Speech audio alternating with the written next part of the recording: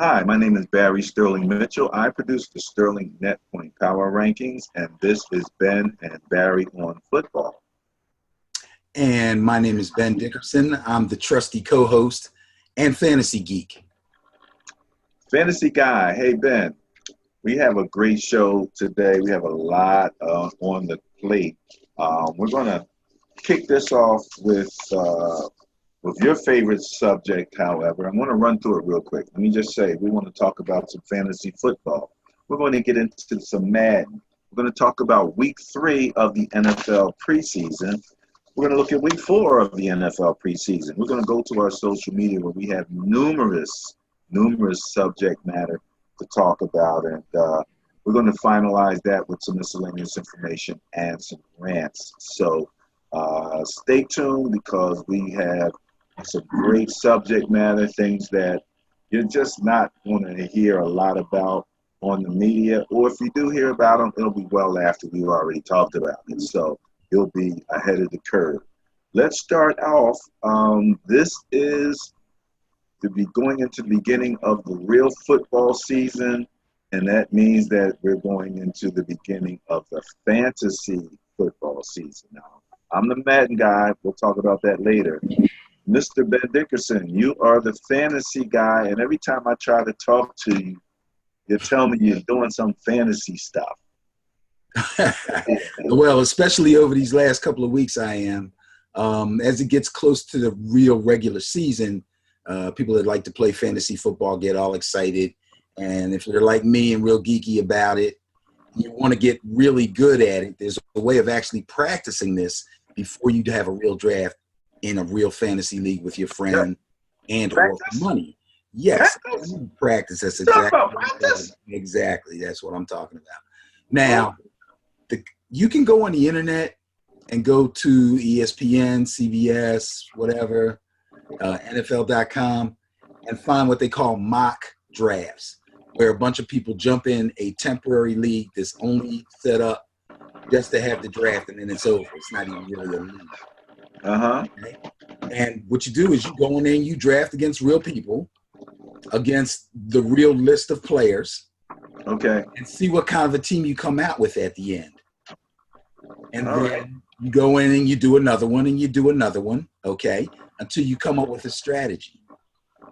So without carrying on any further with that, what I like to do instead of doing mock drafts is I will join free leagues on NFL.com, ESPN, Yahoo, and CBS. They don't cost any money. You just click on and you randomly hook up with 9 other people. Okay? That becomes the league. Yeah. Right. And that's the league. 9 random strangers, eh? Right. And then you got to work your way through the draft. So without going too far into that, let me say this.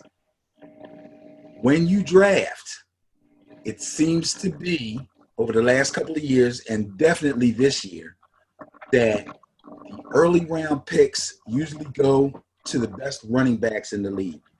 At that point, the top receivers start to go, and then people begin to draft for need according to who they were able to get in the first couple of rounds. Quarterbacks usually don't go until maybe round 4 or 5, although I have seen Mahomes taken early, but he's an exception. Tom Brady used to be that exception. He'd be the one quarterback that people would take in the first round. Okay. So anyway, those are just some of the strategies about drafting and what have you. And, at a later date, we can get into playing the actual game. But it's draft time now. People are running out. They're getting their fantasy-focused draft books, these things. And they're getting all their strategies together. And, oh, man, I got to have Saquon and coming up with their fancy names for their team. So this is a real fun time. Real fun time right now.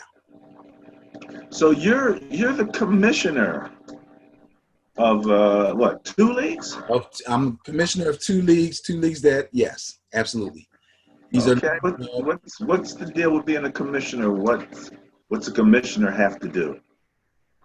Well, mainly set up the website. If you have any particular rules outside of the basic rules of playing the game, Those have to be enforced. They usually come into play if you happen to be playing for money. Do you dictate, like, isn't there different types of fantasy? They, like, you know, some with the different rule structures or something like Yeah, that? Do you I, I, dictate I that wouldn't as a commissioner? I wouldn't say I dictate it. I would say that I would like to form a league of friends that think like I think. You know what I mean? Like I would never play in a league that had 14 owners. I prefer 10, but I will play 12. So those kind of things, you know, Okay. everybody has their preferences. So I'm going to link up with people that have that preference. I don't want you to come in my league and say, well, how come there's only 10 people in the league? I'll be like, because that's what I want. But, you know, you kind of go with like-minded folks. Okay. Okay. Okay. Okay. So the league right now hasn't gotten to a 53-man cut down. You still have a number of people, and there's a flurry of transactions going on right now. For example, Malcolm Smith from my Niners just got cut. You know, Former former MVP, wasn't he? Former Super Super Bowl Bowl MVP. MVP. Yeah, yeah. Left the Seahawks, went to I believe the Raiders before he came to us. As a player on Niners, I trust him. You know, he stays on the field in most cases, um, but apparently he's been injury plagued, so he's on his way out. But that's all just to say that you know if you are picking your team now, the fact that and we'll talk about this when we talk about the necessity of the preseason. Out of the 53 players, most teams already know who the first 40 plus are going to be. Right. And so do the people who put out draft boards with the players' names on stickers for when you do a Oh, live really? draft at your home. Right. Some leagues draft over the internet, but we have a couple of leagues where you draft at the person's home, usually at my house, or whoever the former champion was. Oh, yeah. You have a You're going to have something at your house. Now, Yes, absolutely. will there be beer? Absolutely. Okay. I was just going to go ahead. Okay. So after I have a couple of beers and we get something to eat, take the draft board, put it up on the wall, and then we have the names of all the skill position players and all the team defenses, kickers included.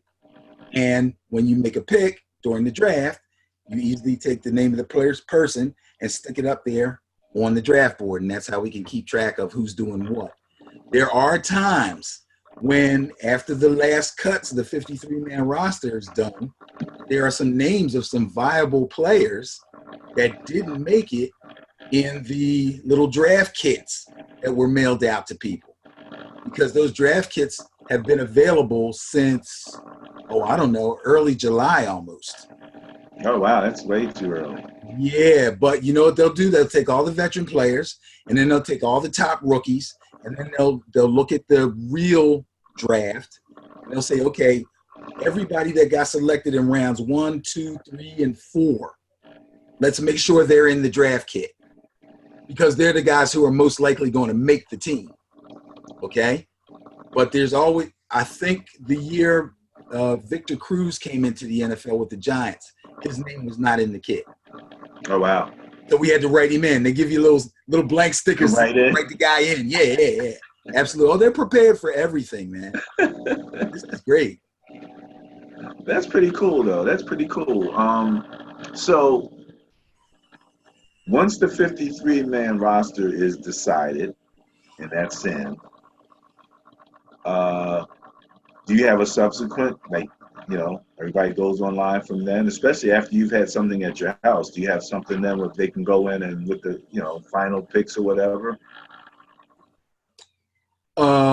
Any transactions, trades, adding a player, dropping a player, all that's built into the website. After the draft is over, everybody's on their own. Okay. Schedule comes out. The schedule comes out. You play this guy, and this guy plays that guy, and you put your best starting lineup in, and hope everybody stays healthy and scores points for you. Something came up in my research this week, Ben, that I'm wondering about how this might play into fantasy. Mhm.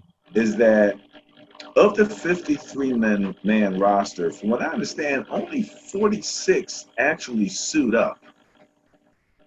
And I wasn't really that aware of that. And then it came out that there's some contract stuff and it has to do with who get paid what and how the owners can, save some money. But does that become a fact? Well, first of all, I don't know if you were aware of that. Um, Yeah, I know there are guys. I think they have to make a certain number of people on the active roster uh, inactive, in order to accomplish that. right, per game. So you never suit up 53 guys. And then those people that are not going to play, or the people, let's say, no, I can't. I was thinking of a consequence, but I don't think that's really right, so I won't say it. But yeah, for whatever reason, and it's probably in the CBA, you can only suit up X number of players. I think you can only suit up X number of players per position. Okay. If you have 4 quarterbacks, one guy's going to be inactive every week. You know what I mean? Something Okay. like that. And then if someone was to get hurt, then that empties a slot and that moves him. He becomes active then. And even if he just moves up to 3rd string or 2nd string, he's now active and able to play if something were to happen during a game. All right. All right. Well, that's a pretty good explanation of the whole process. Last week we did talk about the rounds and how quarterbacks go in such lower rounds. You explained how that works and why that worked like that. That was a great tutorial because I didn't understand it. Again, it's the opposite way that you would do if you were regularly picking a team. But it absolutely makes sense in a fantasy world. Anything else you want to say on fantasy? Um, Not really. Well, one thing about what you just said, I'll try to give it to you in an easier sense. In the NFL, a really good game for a running back would be, say, 150 yards rushing and a touchdown or two. And for a quarterback, it would be 300 plus yards at least and a couple of touchdowns. That would be like bordering on a great day. Okay. There's only maybe six running backs that could achieve that almost every single week. So when you're picking players for your team, that's the kind of guy you want to get. They'll all be gone in the 1st round. Okay. But there's about 18 quarterbacks that can get you 300 yards a week and 1 or 2 touchdowns on a consistent basis. So they become less valuable. Supply and demand, man. The economics of football are the same as the economics of everything else, man. That's an amazing little lesson there, and I always try to apply it to things like that I get real excited about. So, okay, there's your quick overview on the fantasy side. Again, stay tuned with Ben and Barry on football, and pick because Ben will be throwing out. He throws out these little fantasy gems as we talk about things. Like, oh, by the way, keep your eye on this guy. He likes to do that. Yeah, I'm not going to tell you too much. Yeah, But what I do tell you, you're trying to protect your own capability in case exactly. your competition is actually tuned Hey, into the station. you never know who's watching. You never know who's watching. It was funny because we're here on vacation and we were talking to some of the people here, and one of the guys here, they were about to go into a draft party in the office. Okay, cool. I mean, it was like, look, we got to go. Yeah. They're about to start. He was all I'm telling you, excited. man, fantasy is serious business, bro. This He is was serious. cracking me up. He was like, yeah, this guy, he comes up, and you would have loved this. He's like, he's a big Eagle fan. He comes up here, he's bragging about everything he's going to do. He says, but he makes the dumbest picks. I was like, There's no, one in every league, bro. There's one in every league. you didn't go there like that. You didn't go there like There's one in every league. They are the.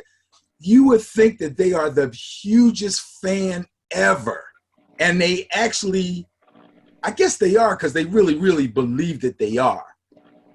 But if you or me is sitting with them, and we start to talk about the Packers or the Niners or something, and they're an Eagle fan, they're like, they don't have anything. They got nothing. They're like, yeah, what? Y'all got Jimmy G, right? You know Oh what I mean? God. But if it's the Eagles, ah! Well, it's funny because I posted the Shades of Foles post that I did. I tell you about Shades of Foles? No.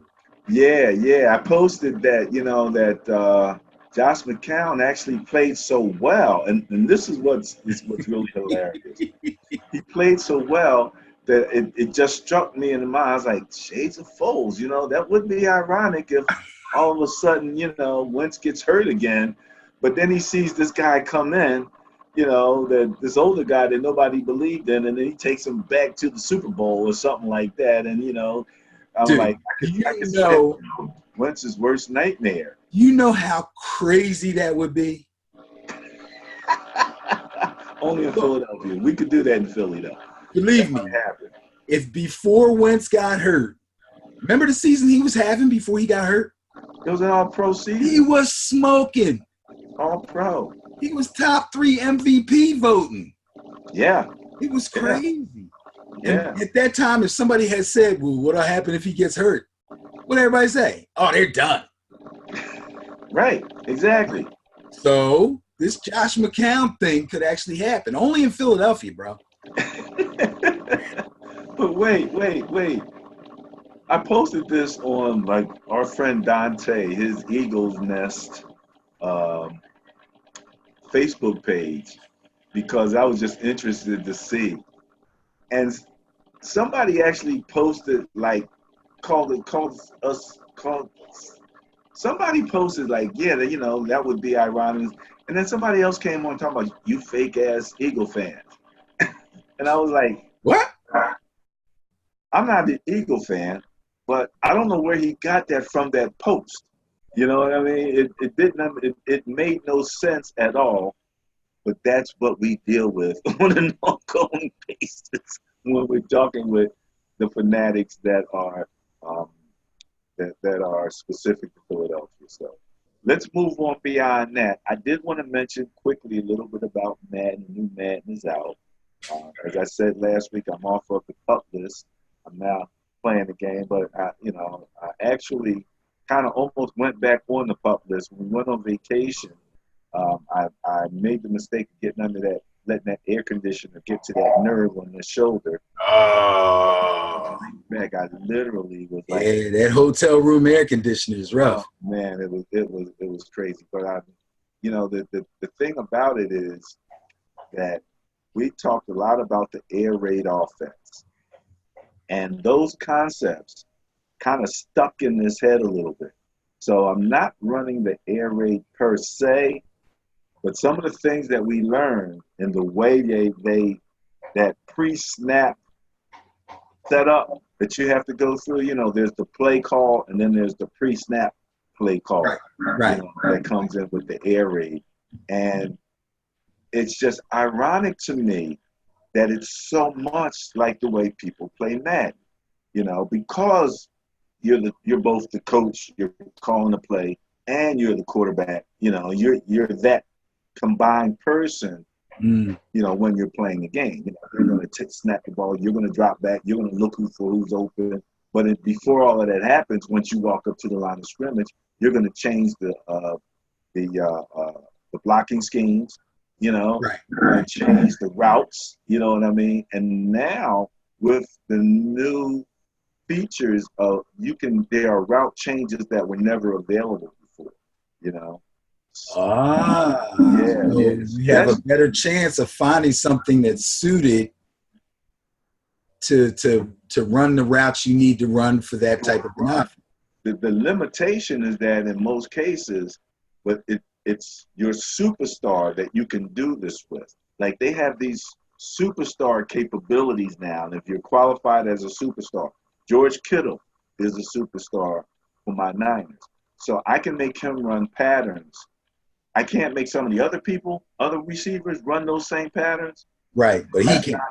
I can change their patterns, but some of the options that he has are not available to everybody else. Right. So it makes you think about that in a slightly different way. Like, you know, if I want him to run a flag from a tight end position, I can do that with Kittle. I can't do that with Selleck. You know what I mean? Oh, I see. So certain players are limited in the actual routes that they're allowed to run. Right. Like Every everybody can player run a cannot certain run every route. standard set of route on the route tree, but your superstar, he's got a few. And that's the route Oh, tree might be available in the play itself, but you can't change it to that necessarily. You not know. for that particular player. Right, right. But if he's a superstar player now, some of those options, those other options, you I know, got you. other routes are available. So that makes the game very interesting. It's hilarious. My son, I hooked him up with, you know, he's on the Sony. I'm on the PlayStation. He's on the Xbox. Right. So we can't really play each other anymore. But I hooked him up with the game, and I was like, "You want to play me?" He's like, "You've been playing. I gotta go, you know, get myself ready." Next thing I know, I'm looking on Facebook. He's like, you know, anybody want $20? Put it up. I'm ready. He's like ready to go. But he plays. I don't play live as much. I'm too busy to commit to being on the, you know, on the computer with somebody, because once you're in that competition, you really don't want to be interrupted. You know what I mean? Right. Right. You know, that has to be an interruptible activity for me. But I'm working my way through. I'm working in my preseason, which is I just go straight through all the teams. I'm just about done now, and I'll be getting back online and again looking at my rating. I have a question. I have a question. Are Madden. you going to play the San Francisco 49ers 2019 schedule Oh, I do that. I week do. by week? Yeah, You I do pick. the franchise mode. Yeah, Okay. I always do an actual schedule, an actual season. Okay. All right. That's good. I want to keep track of how you do as opposed to your real team Well, against the same competition. yeah, yeah, against the same competition. That's right. But I did remember I did tell you now, and this is something I don't know about in the new game. When you enter franchise mode, you enter it with the personnel as it is set up at that particular moment. Right. So wherever the starting or the depth chart, whatever the depth chart says, but once you enter it, if the depth chart changes in real life, it doesn't affect you in the franchise. That's good. Right. Now, so for example, if I'm playing with the Niners in franchise mode and Kittle gets injured, Right. in real life he's still playing. Right. But Right. for me now, I got to make that in-game adjustment. Oh, that way. Oh no, I think that sucks. Well, in a way it does, in a way it doesn't, because if in real life he got hurt, then I'd be without him, you know. Oh, wait. You would be upset if he was hurt in real life. Absolutely. That's your man. That's your team. But if you could still play with him on Madden while he was hurt, you would like that, right? And you can if you're doing exhibition games, like just game after game after game. Yeah, but you're not doing that. You're following. But once you're in the franchise, yeah, it's like being in the virtual world. What happens in the virtual world stays within the virtual world, you know. And what So happens in the real world may not take place in the it's virtual not world. going to affect. Yeah, it's not going to affect you. That's tough. It's almost like fantasy, you know, in that way. No, if somebody gets hurt in real life, I don't have him. I can't use it. Guaranteed, give me a 0. But yeah, I got to get my ratings up, so you know I will be looking to do that and come off of the injury reserve. Let's jump now to a little bit about real football. We had a week 3 of the preseason last week. Um, and we're about to go into the final week of the preseason. We're going to talk a little bit about that whole preseason situation. But let's look at last week. Last week we had a Thursday, a Friday, a Saturday, and a Sunday game. Nice slate of games throughout the weekend. Your Giants took on Cincinnati. They won 25-23. Washington beat Atlanta 19-7. Carolina went against New England. New England beat them 10-3. Baltimore banged up on the Philadelphia. I watched that game very specifically. And 26-15, Baltimore. Green Bay, 22. Oakland over Green Bay, 22-21. And Jacksonville, Miami took that 22-7. So in those games, it looks as if, let's see, passing leader for the Cincinnati Giant game was Ryan Finley with 155 yards. Rushing leader was Wayne Gallman. Receiving leader was Britton Golden. He had 59 yards. That was your New York Giants Cincinnati game. Did you get a chance to look at your team at all? Yeah, I did. This was a game I definitely wanted to watch because for the most part, the third game of the preseason is the one where the starters and first stringers will play the most. Yeah, you talked about that. Right. Now, each team has a different philosophy. Some teams will keep them out there for 2 series, some for the whole first quarter, some till halftime. But usually whoever starts the game, especially in the quarterback spot, is probably going to be the guy to start the season. Which reminds me, let me just jump to that Miami game because that statement just reminded me that last week I said when I watched them play,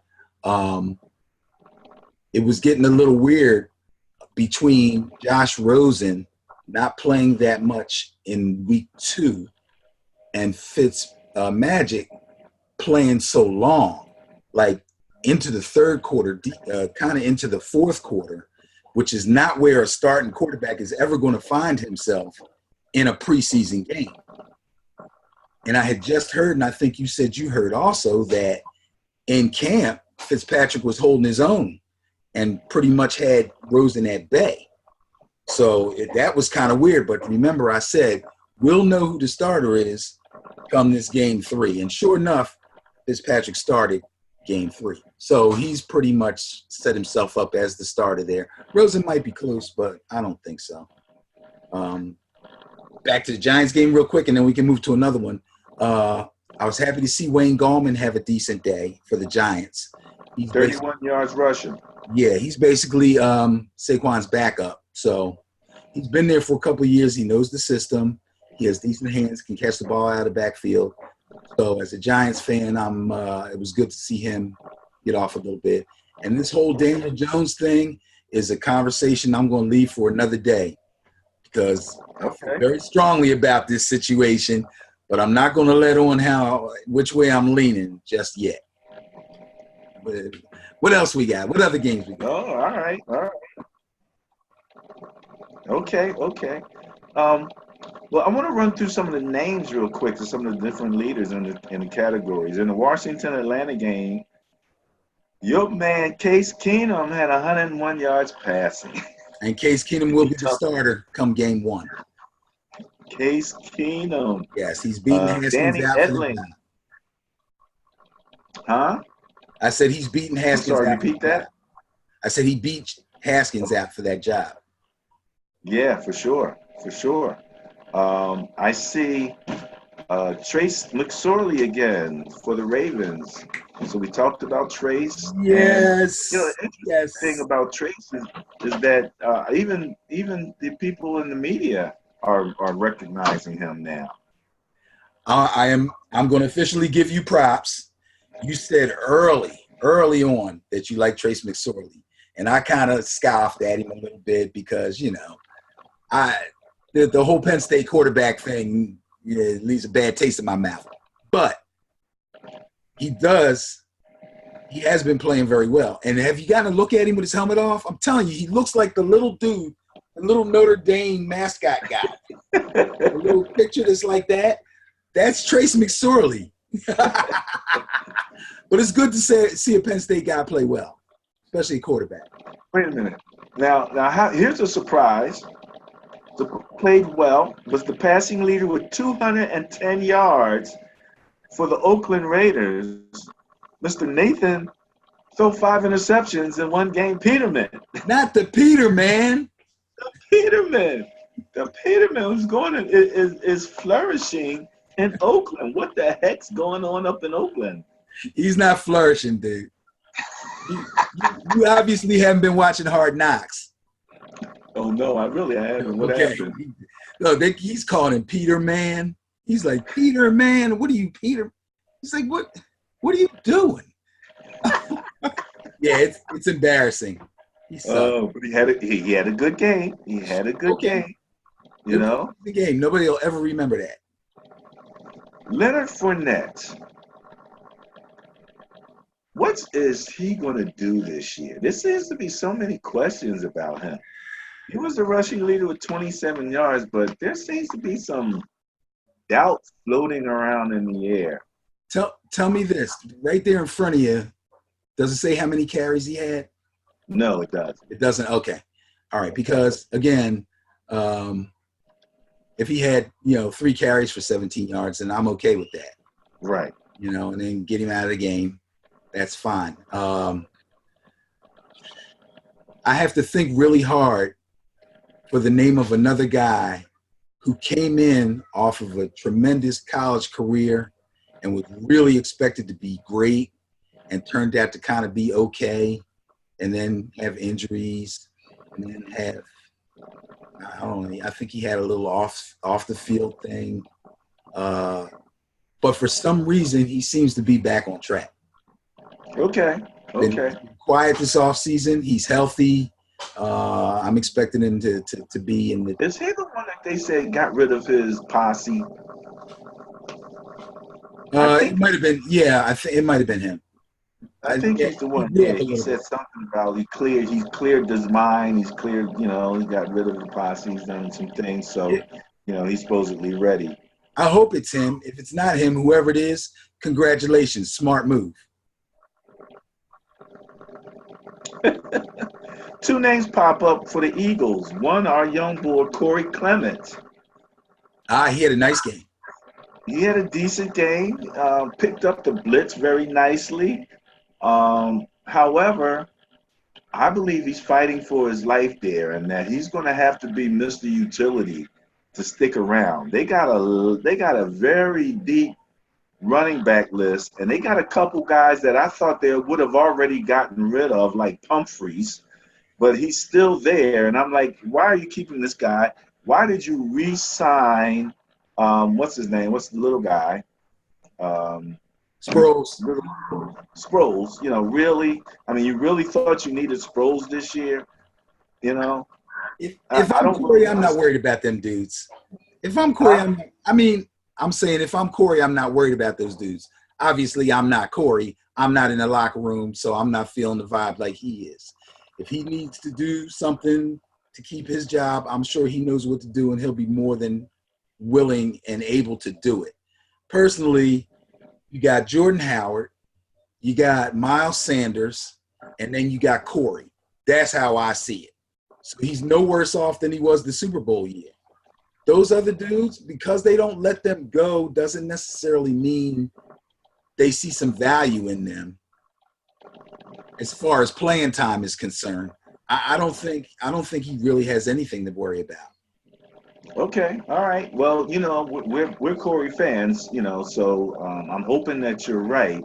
I'm just, again, it's the Eagles and their concepts of what to do with running backs that has baffled us in the past, and so I just feel a little uncomfortable with that, and but one of the things that seems to be coming out of this preseason, one of the surprises, is Jay Arcega-Whiteside, receiver for the Eagles, had 104 yards receiving Yeah. They were saying his name all night. All night long, they were calling Yeah. his name.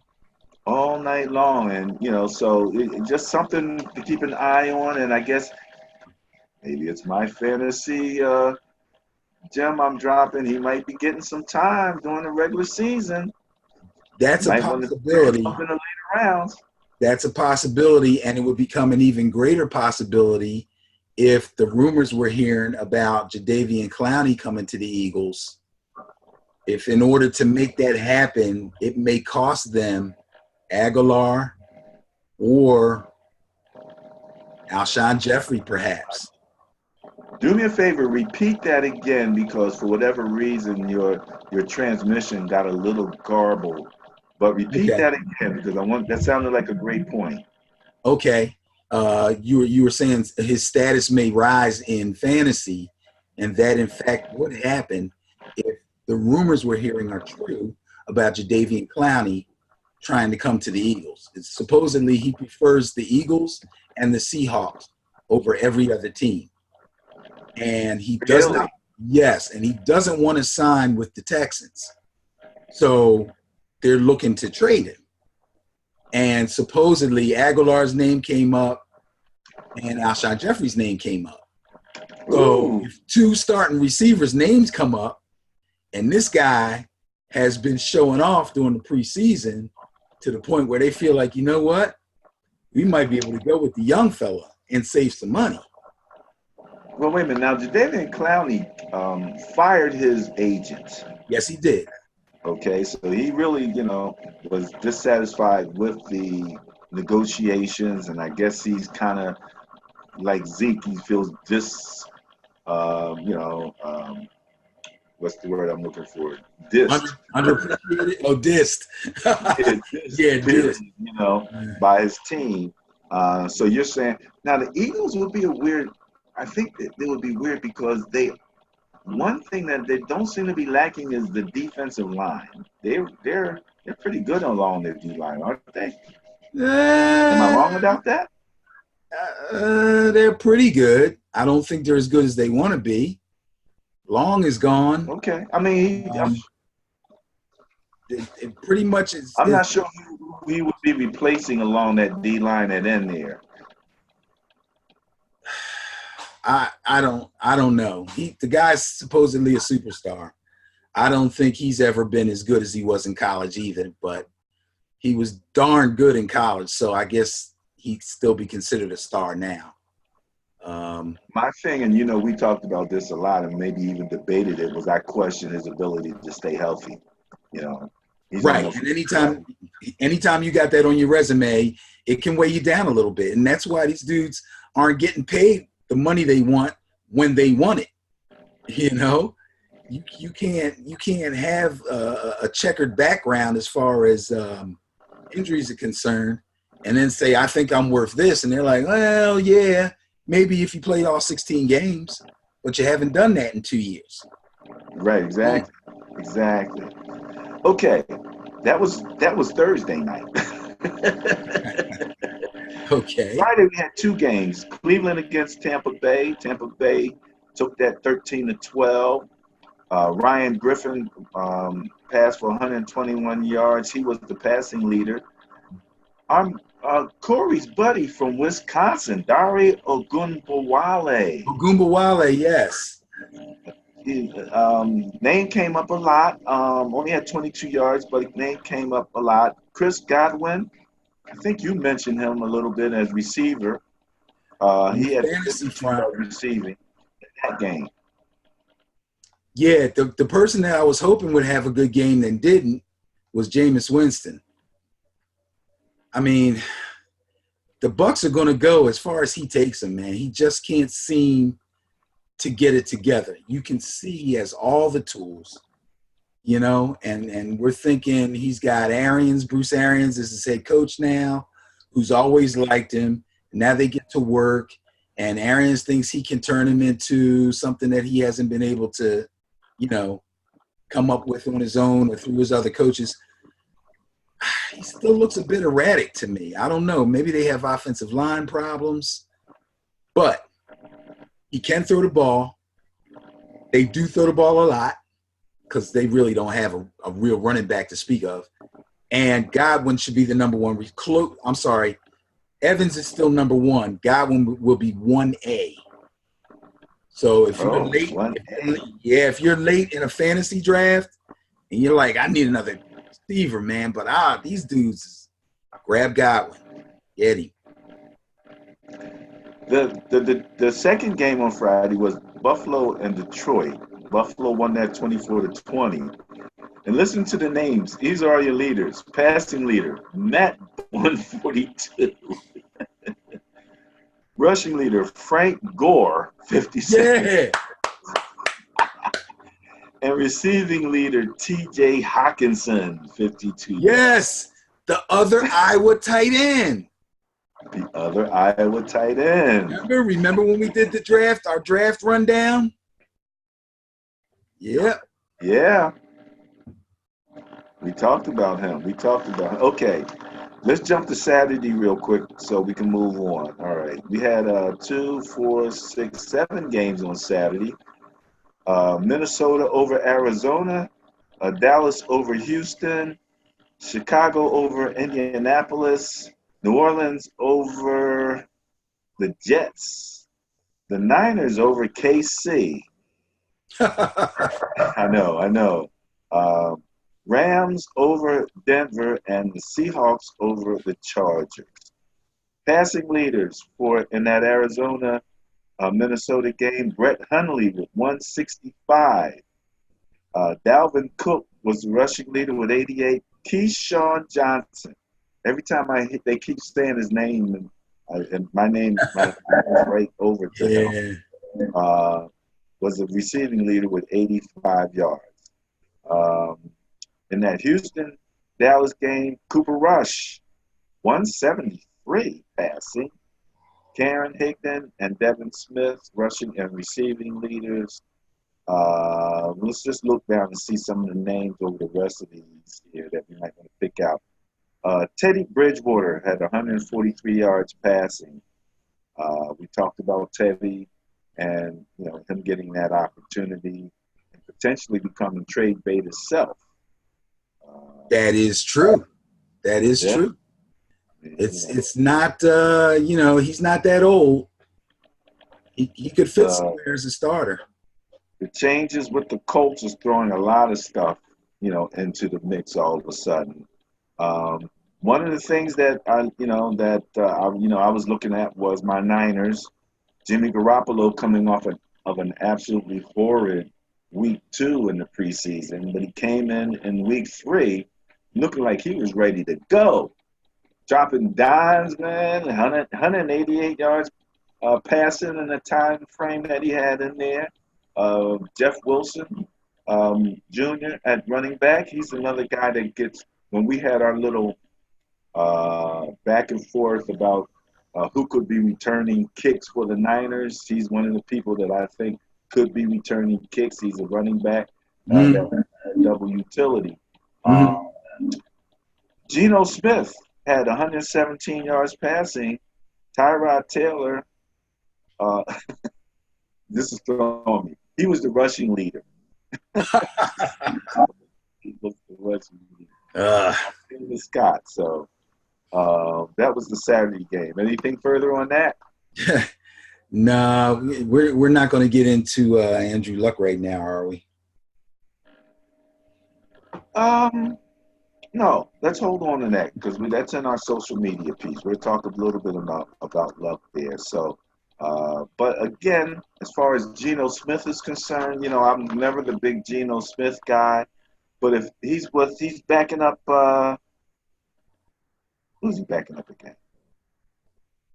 It's not Seattle. Is it Seattle? Who? Geno Smith plays for Seattle? Is it no, the Chargers. He's backing up. Oh, Phillip Rivers.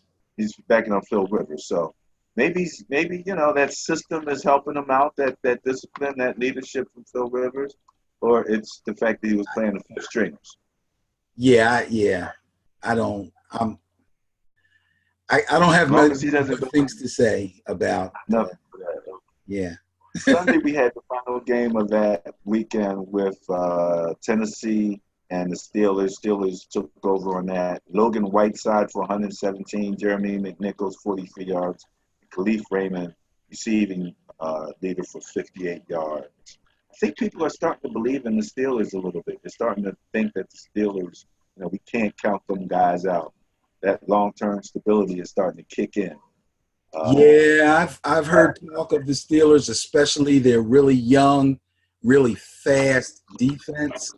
Um, I don't know. Sometimes I get leery when people start jumping on a bandwagon early. You know, you got to let these play out, but they'll be in the thick of things, no doubt.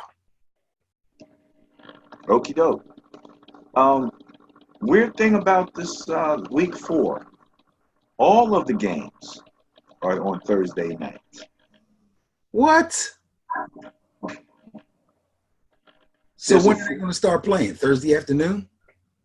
No, they're all going to play at the same time, and they're going to jump around. They got 1, 2, 3, 4, 5, 7 o'clock games. 1, 2, 3, 7:30 games. 1, 2, 3, 4, 5, 8 o'clock game, a 9 o'clock game, and 2 10 o'clock games. Right, because nobody's playing. So you got Minnesota at Buffalo, Indianapolis at Seattle, Philly at the Jets, Steelers at the Panthers, Falcons at Jacksonville, Detroit at Cleveland, New York at the Patriots, the Giants going into Patriot land, Baltimore is going into Washington. Now you'll probably see Dwayne Haskins, you think? Absolutely. Okay. And Baltimore, so this could be. Now, wouldn't it be strange if they keep McSorley out for game 4? Yeah, that means he made the team. And let RG3 play. Yeah. That means maybe he'll displace RG3 at the number 2 spot. I don't know about that. I don't know about that. Hey, he played well. He played well. What can I say? Tennessee at Chicago, Tampa Bay at Dallas, Kansas City at Green Bay. We got the Dolphins at the Saints. So, who do you think will be starting for the Saints in week 4? This is a game that I hardly ever watch unless there's nothing else on, and then I'm probably only going to get the local Eagles broadcast. So I don't know, but if they started Bridgewater and played him a half, and then played Taysom the second half, that would be cool. I'm sure they have like 1 or 2 other guys, and they know they have to cut one of them. So whoever they'll let them get out there and bang it up and see what happens. They'll have to get significant time. Yes. The Rams are going against the Texans. The Cardinals are going against the Broncos. Chargers against my Niners, and Oakland at Seattle. That's the final game of the preseason. That closes it out. So just wanted to go over that real quick. So that's our week 3 and week 4 in the books. Let's take a look at the next thing that we wanted to talk about, which was social. So, all right, where are we at? Yes, here. So, we're going to start off on our Facebook page and just begin to share some information from our Facebook page. All right, so the first thing you see there is the video from last week. If you haven't had a chance to take a look at that, make sure that you get in there and take a look at the video from last week. Lots of great things covered, and of course our rant, I believe, was classic, and I had an extension of that this week to be a little more information, which I thought was pretty interesting. All right. You said, let's talk about Mr. Luck. He says here for the last 4 years or so, he's been in a cycle of injury, pain, and rehab. He was stuck in it. The only way to see his way out was to no longer play football. It's taken his joy away. And it's interesting, he got booed. You see here, some fans wanted a refund. Uh, and he gave up an estimated $500 million in potential earnings. Now, he still might make a good portion of that because just because he retired from football doesn't mean he retired from making commercials and all of the other things that surround football. The team apparently could have recouped $24.8 million and passed on that. So that's some real love here. Yeah, that is real love. That's some real love, man, right there. What did you think about that? And especially, you have the response from the fans, and then you have the counter response from all the other athletes, especially football players, who were very specific in their support of him. And I know in Sherman's, Richard Sherman's tweet, he really kind of gave it to the fans, from a how dare you, fool man, make that type of a decision. But by the same token, just this week on Twitter, I was in agreement with one of the females. Yeah, give the fans a break. I don't know. I tried to put myself in their place. Let's remember that the fans are in the stands. They know nothing of this. They're thinking about their fantasy seasons coming up, and if you're a Colts fan, you probably want to get Andrew Luck on your fantasy team, and the regular season will be starting soon. And just 2 weeks ago, Andrew Luck professed to be completely ready to take this season on, and he was expecting a deep playoff run and possibly a Super Bowl. And this is the thing. This is something that he had expressed to the fan base. So now I put myself in their place. I'm in the stands. He's not playing, obviously, and no big deal. He's on the sideline. And then I get a thing on my phone, and it says Adam Schefter says that Andrew Luck is going to retire. And I'm like, retire? My first thought, if I'm a Colts fan, is what? Now, booing, I don't know. I try to put myself in their place. That I don't see where booing isn't something that comes to me that I would want to do, but I would want an explanation quickly. That's all. I would want an explanation quickly, but because I'm not thinking about all the things that I later heard when he gave his press conference that make totally sense. But at that moment, I'm not thinking like that. So Rich Eisen said don't necessarily give him a pass, but they should be given a chance. They should be given a mulligan. They should have Andrew Luck night later during the season, bring him back, let him say, hey, it is what it is, and let him leave that stadium for the last time, possibly with applause instead of booing. The fans should get a chance to kind of make that up to him. Because I'm sure there were plenty of people that felt bad if they booed and then they found out what exactly was going on. It'd be funny if they booed him a second time.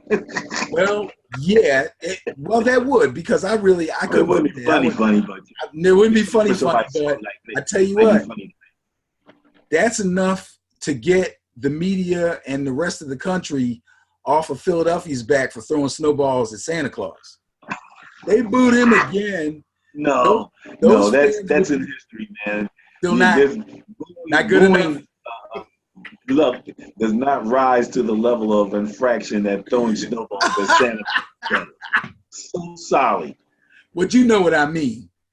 The rest of the country would crush those fans. They would crush them.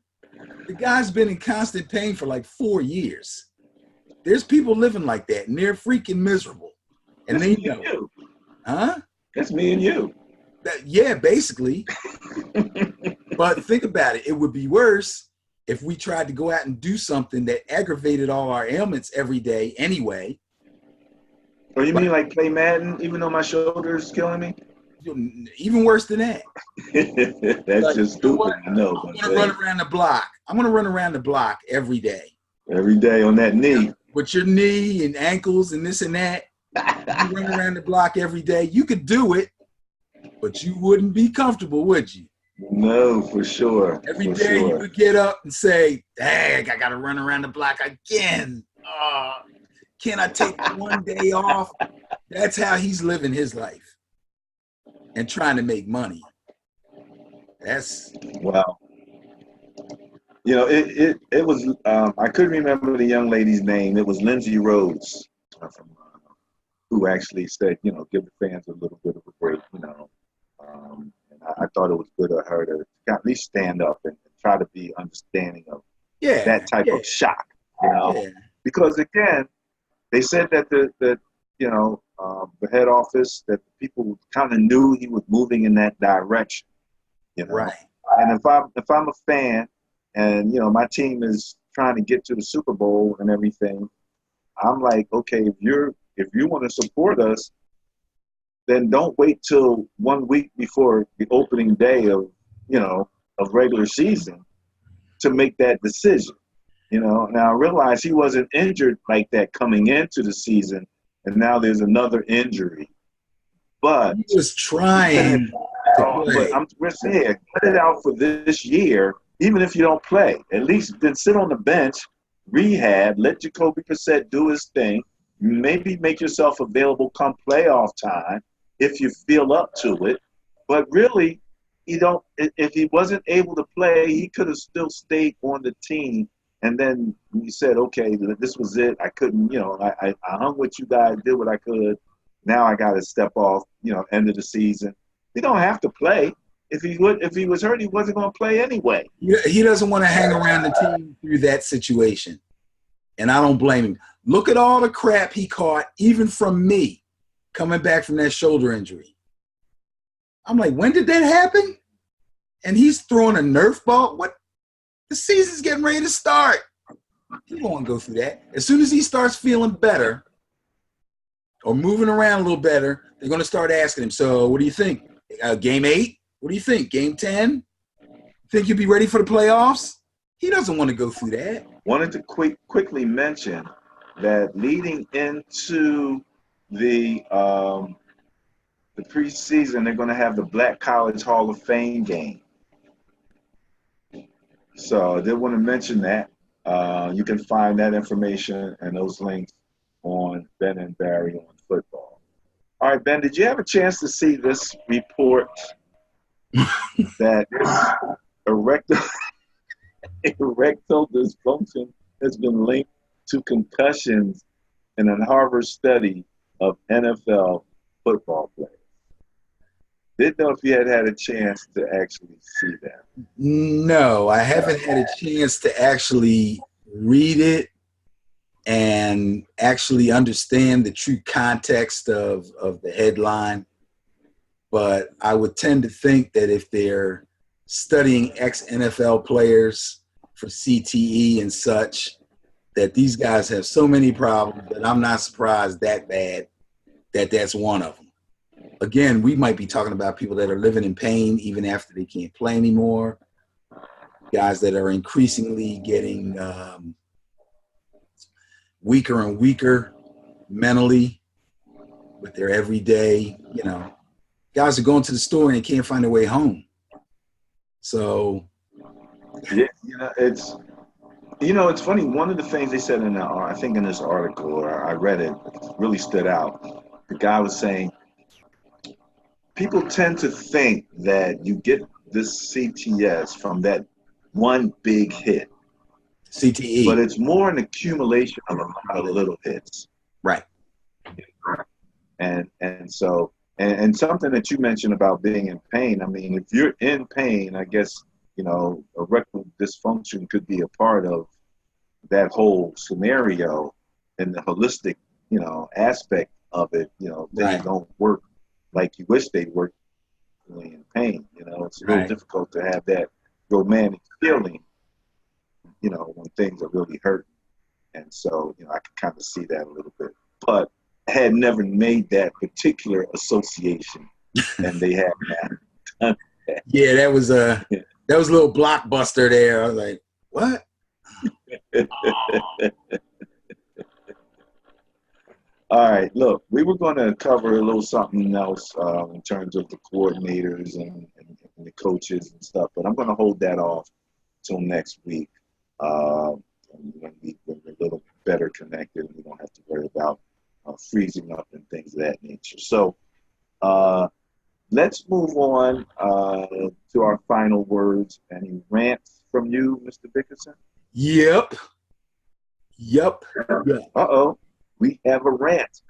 Once as soon as I think it's safe to not have to worry about Antonio Brown saying something again, he gets me. I'm thinking, okay, the helmet issue is over.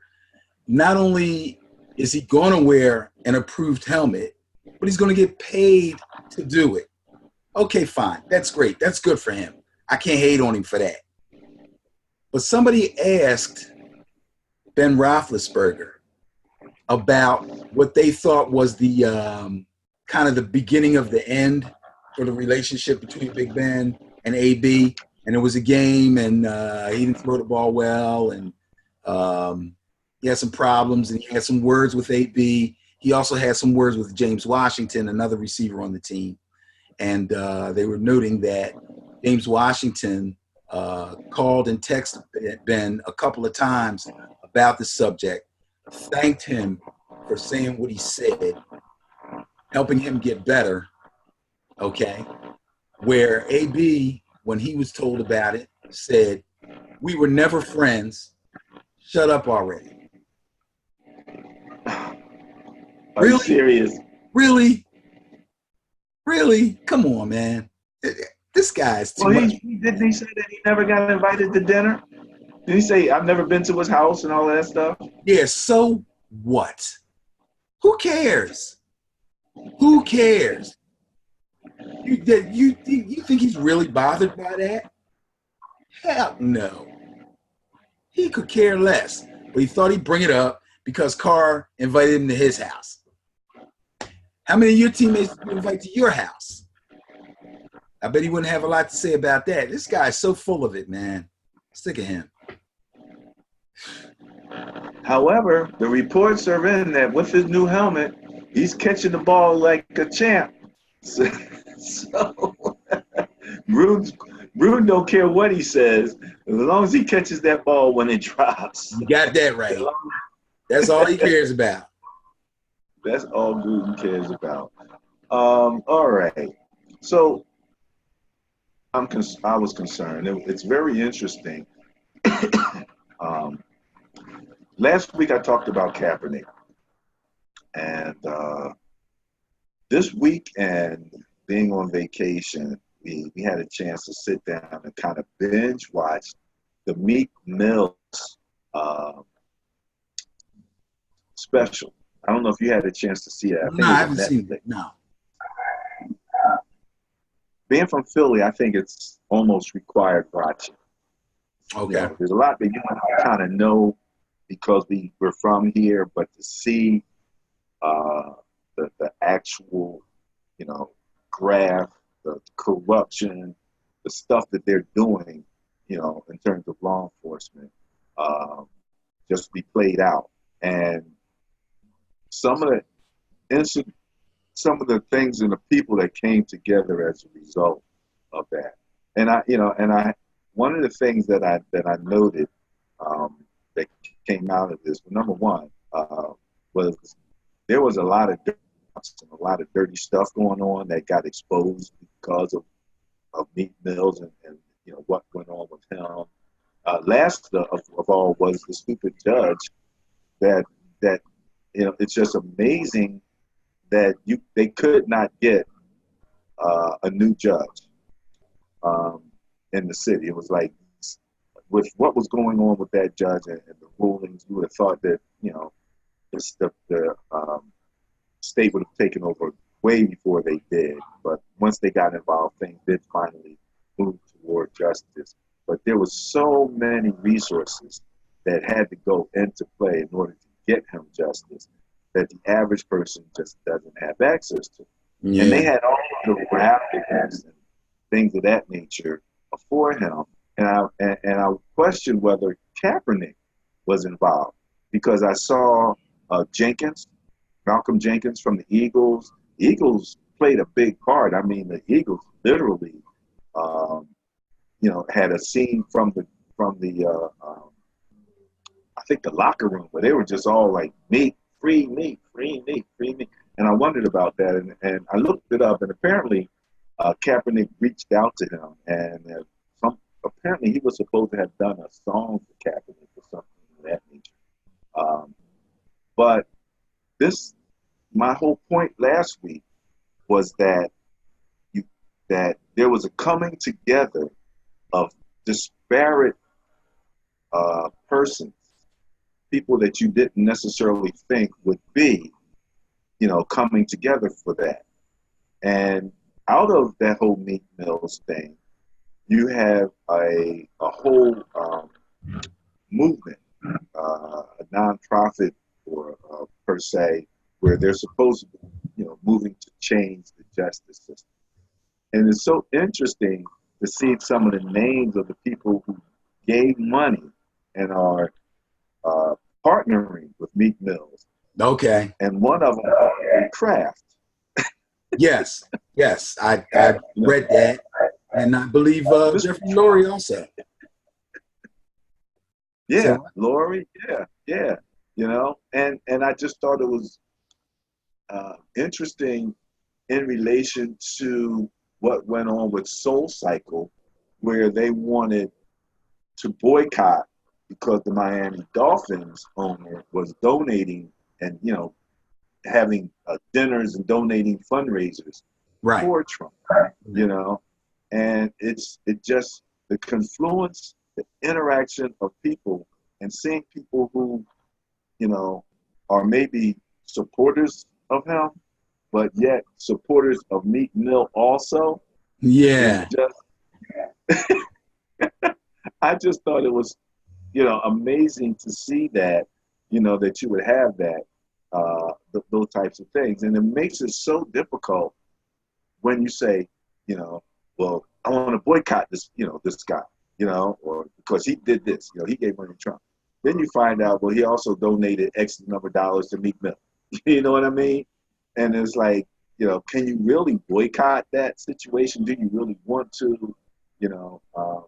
And as I said before, I think the best way is to simply reach out, communicate, let them know, which is basically what happened with me. I mean, when people turned down on the streets, they were making their voices known. Now, there's a lot of Right. ways to do that.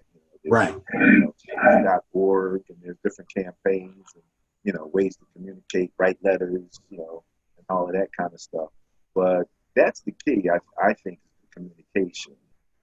It's very difficult to just boycott because you got people who, maybe at the top, they might be, supporting that, but they also employ numerous, people of color and things of that nature.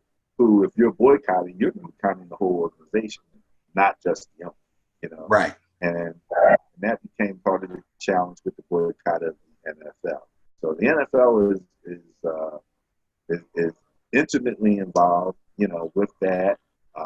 Malcolm Jenkins, all of those people were involved with that.